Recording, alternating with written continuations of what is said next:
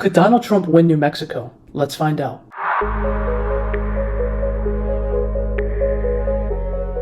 Hello everybody, welcome to Politics Enhanced, and thank you all so much for clicking on today's video. If you haven't already, please like, comment, and subscribe as it helps small channels like mine take off. And today we're going to be talking about the state of New Mexico and whether or not Donald Trump can win the state of New Mexico, or if he's campaigning there just for congressional seats and trying to expand the map. So, as we can see, this is the 2024 polling against Kamala Harris and Donald Trump, and Harris maintains about a 7 to 8 point lead over President Trump in the state of New Mexico. For comparison, however, Joe Biden won the state by over 10 points in 2020, so that means historically Harris isn't doing as good as Clinton or Biden in the state of New Mexico. But that doesn't mean that she could lose New Mexico to Donald Trump. The last time a Republican won the state of New Mexico was in 2004 with George Bush, and he barely won that state despite winning the popular vote. He only won it by a few hundred votes. And as you can see right now, Donald Trump is leading in the popular vote by 0.2%, which is unprecedented. However, I wanted to take a look at the early vote, and I wanted to see what exactly is going on in New Mexico. And very similar to other Democrat-leaning states, most of the early mail-in ballots and early votes being cast are being cast by Democrats, unlike in the state of Georgia or Arizona where they're mostly Republican. So New Mexico isn't really classified as a swing state. However, Trump is doing a campaign there, and I'm not really sure why. Maybe the internal polling shows he's doing much better with Hispanics than what we know. It's hard to tell, but as we can see, the vote type is 81% in person as opposed to it being mail-in, which is good. That means we'll know who wins New Mexico on election night. However, I don't think it's going to be very easy for President Trump to win the state of New Mexico, because if you look at the state,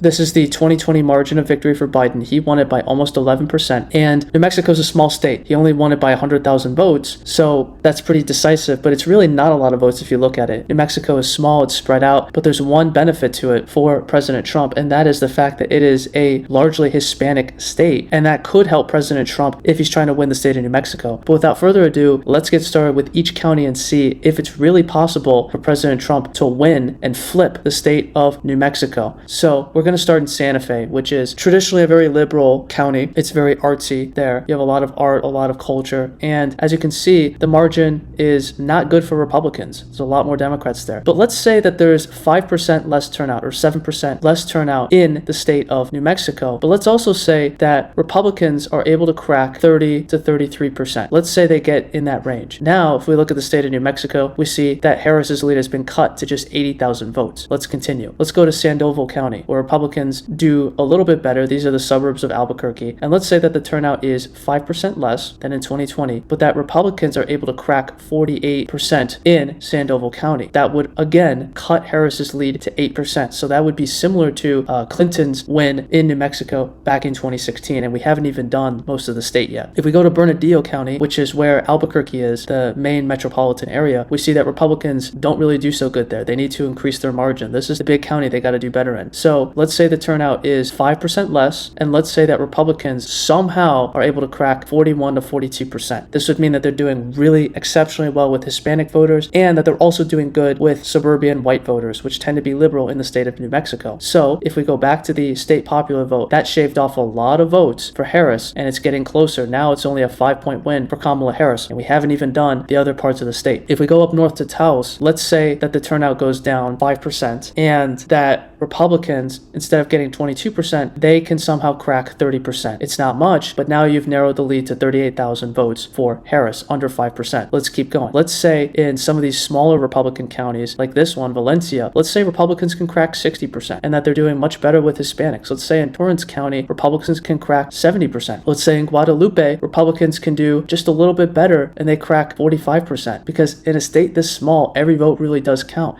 Same thing in Lincoln. Let's say they get up to 70. That's only a 2-point margin increase, maybe 3-point, but you get the idea. Same thing in Sierra County. Let's say Republicans can crack 65 or 66%. You get the idea. Here in Otero, let's say they also get 65%. They only need to do a little bit better. Let's say in Lea County, or Lea, however you pronounce it, that they get 85%. This is a very conservative county. You have a heavy Hispanic population there. Let's say Republicans do even better. And as you can see, the Democrat lead is becoming more and more narrow. Let's go to the southwestern part of the state, and let's give Republicans 60% in Luna County. Again, we're not giving them an extreme increase, but let's just say little by little across the state, they increase their margins from what they already had back in 2020. Same goes in Catron County. Let's say they get 80%. It's a rural county. Trump has a lot of appeal there.